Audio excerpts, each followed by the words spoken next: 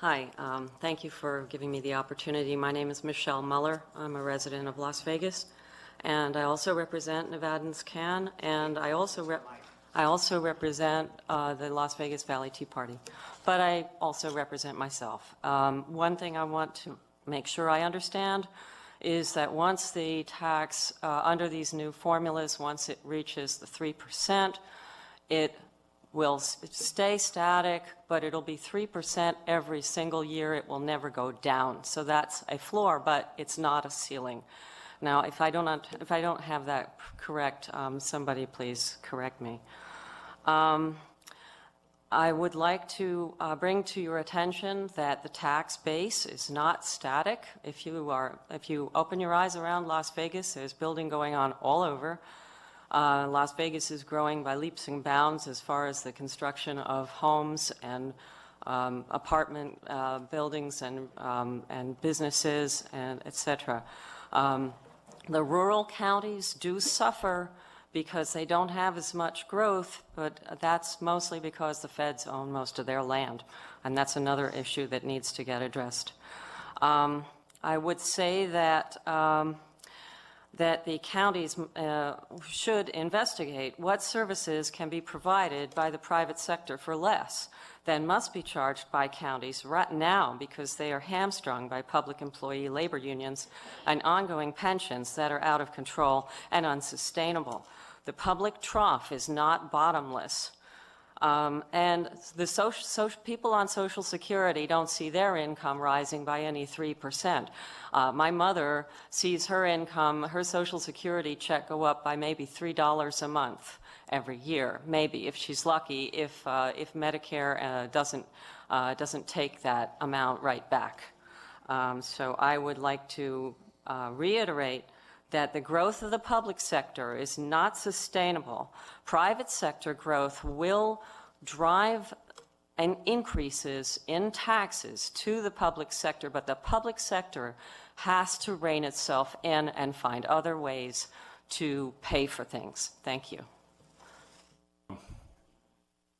Thanks. And Ms. Mueller? So you had asked the Yes, you had asked the question about the 3%? Yes. Okay.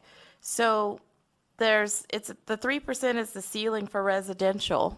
Does that, I can't see you. Does that help? But it can go down, but it won't go up. You're saying it can go down? Mm-hmm. That's not what I heard. Your ceiling is 3% though for residential. You won't go above that.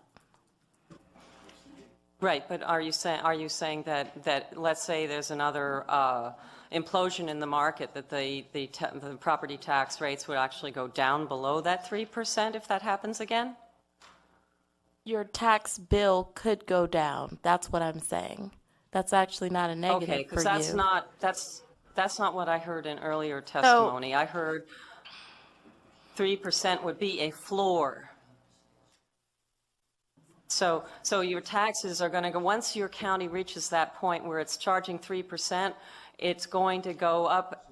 Every year your property taxes are going to go up 3%. Mr. Gendon, can you explain this? I can certainly try, Madam Chair. So you're correct that for the secondary abatement that this bill could eventually set the floor at 3% once inflation would get at 1.5 or above, and then you couldn't fall back below that 3%. But that's the factor that says how much your taxes can go up. So you could be in a situation where you don't have any partial abatements on the books that can be recaptured. So if the assessor would say that should go down 3%, then you could go down 3%. If you go up if the assessor said you would go up 5%, then you couldn't go up any more than 3 if 3 ended up being that floor cap. And then, so that's on the secondary cap. For the single family owner occupied, this doesn't change the 3% cap factor, such that your taxes can't go up more than 3% in any fiscal year. And so again, if you didn't have any partial abatements that were sitting on the books to be recaptured, and the assessor came out and said that you were only supposed to go up 1%, then your tax bill would only go up 1%. So it's not that you have to go up that much, it's what you can increase by more than that. So this would set Okay. the floor at 3 and 8 for the secondary caps.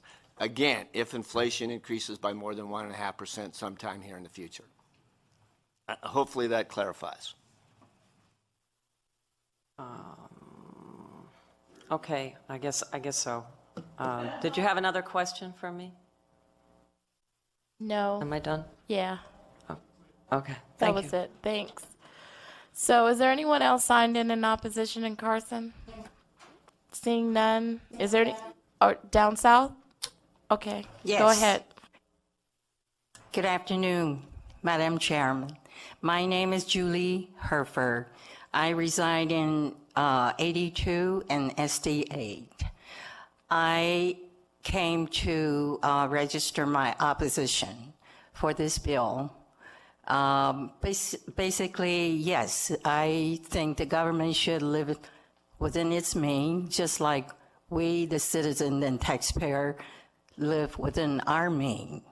But after I sit here, listen for 2 hours, I don't believe this bill should be voted on at all. I don't think most of the members in your committee even understand.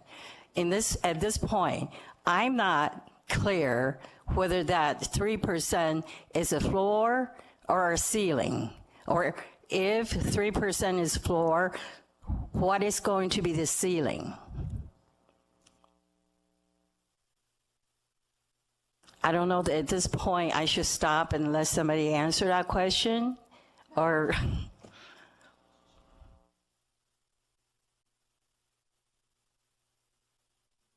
Again, Mr. Ginnon.